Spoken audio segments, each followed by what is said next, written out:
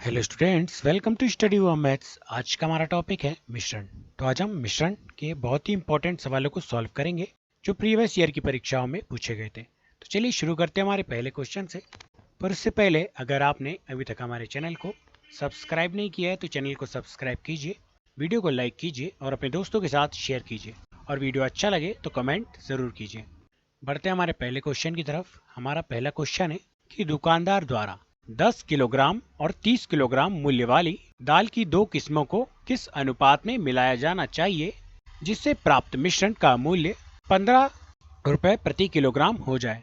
तो यहाँ पर क्या हो रहा है दोस्तों, हमें दो प्रकार की दालें दी हुई हैं जिनका मूल्य क्या है 10 रुपए प्रति किलोग्राम और 30 रुपए प्रति किलोग्राम। तो उन्हें किस अनुपात में मिलाया गया है कि उनका मूल्य कितना हो गया दोस्तों 15 रुपए प्रति किलोग्राम। तो ये हमें बताना है। तो बहुत ही सिंपल सवाल है दोस्तों, इसको बहुत ही सिंपल वे में हम सॉल्व करते हैं कि सबसे पहले हमारा मूल्य क्या दिया है, पहली वाली दाल का वह मूल्य दिया हमें 10 रुपए प्रति किलोग्राम। तो हम उसको यहाँ पर लिख लेते हैं।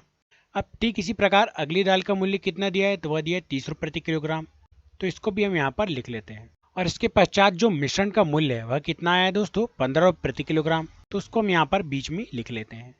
अब सिंपली हमें क्या करना होगा दोस्तों कि हमें जो ये मिश्रण का मूल्य जो दिया है 15 रुपए प्रति किलोग्राम वाला, इसमें से हमें इन दोनों मूल्यों को घटा लेना है तो हमें वह वैल्यू पता चली जाएगी। तो चलिए इसे कैसे सॉल्व करेंगे देखते हैं। तो सबसे पहले आपको क्या करना है कि 15 में से 10 को घटाकर आपको यहाँ पर इसके क्रॉस में लिखना है।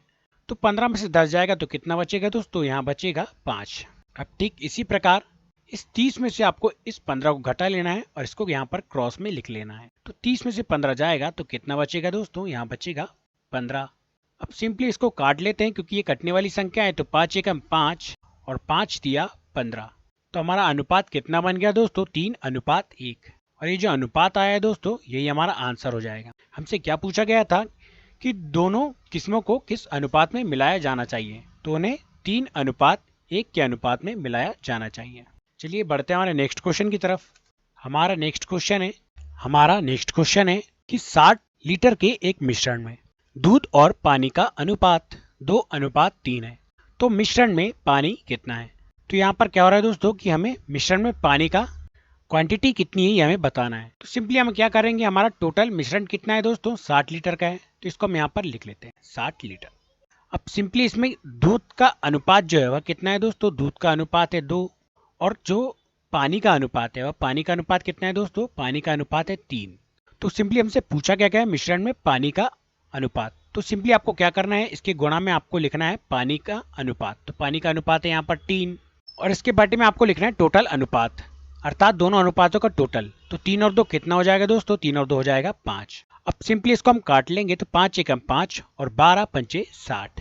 अब इसके पश्चात 12 गुणा इस 3 में कर लेंगे तो 12 दिया कितना हो जाएगा दोस्तों, 12 दिया हो जाएगा 36, और यही 36 हमारा आंसर हो जाएगा। तो मिश्रण में पानी कितना था दोस्तों, मिश्रण में पानी 36 लीटर था। चलिए बढ़ते हैं हमारे नेक्स्ट क्वेश्चन की तरफ। हमारा नेक्स्ट क्वेश्चन है दो अलग अलग दवाइयों में एल्कोहल की मात्रा क्रमशः 1.5% तथा 2.5% है।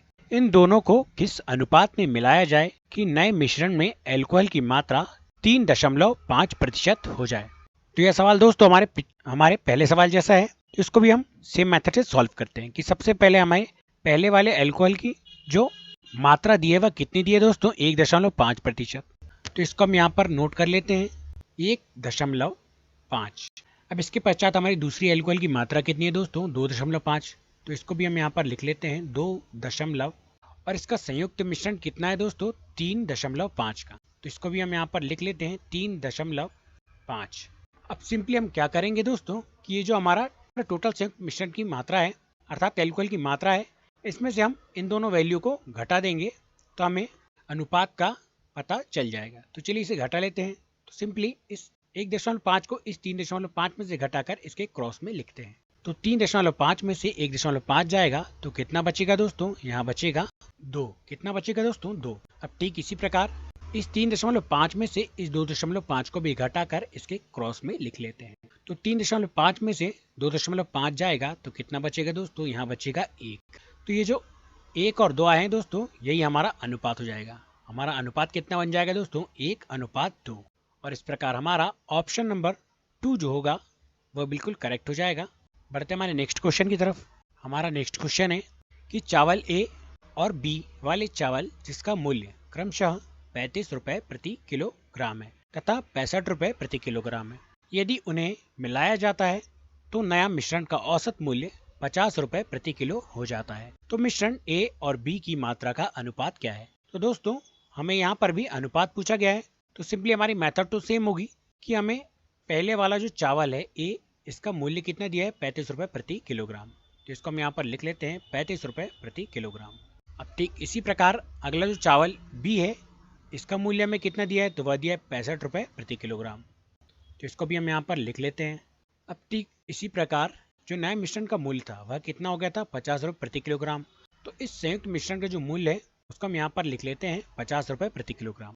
अब सिंपली हम क्या करते हैं दोस्तों, इस 50 में से इस 35 को घटाकर इसके क्रॉस में लिख, तो 50 में से 35 जाएगा तो कितना बचेगा दोस्तों, बचेगा 15। अब ठीक इसी प्रकार इस 65 में से इस 50 को घटाएंगे तो यहाँ पर कितना जाएगा दोस्तों, यहाँ पर भी आ जाएगा 15। अब संख्याएं समान है तो ये आपस में कट जाएगी, 15 एकम 15 और 15 एकम 15।